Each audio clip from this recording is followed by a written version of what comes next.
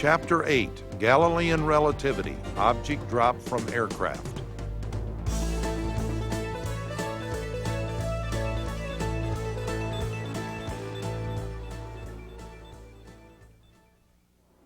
An aircraft 23 feet long is moving about 100 feet per second at an altitude of about 200 feet. A flare is dropped from the aircraft.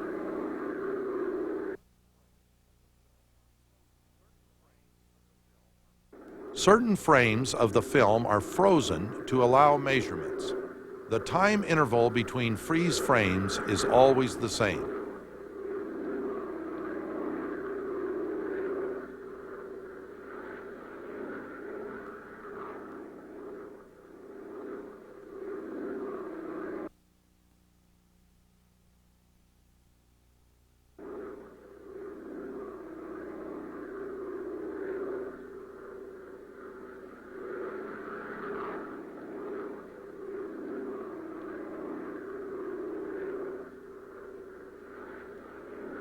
At each freeze frame, when the motion on the screen is stopped, mark the positions of the flare and the aircraft cockpit.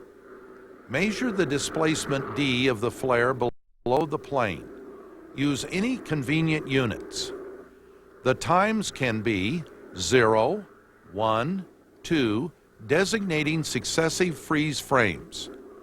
Plot the square root of d versus t. Is the graph a straight line?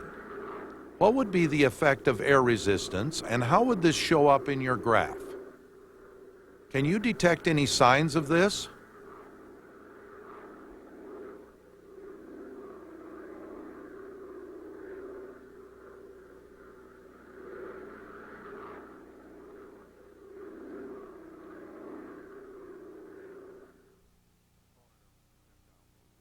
Which component of the projectile motion are you viewing now?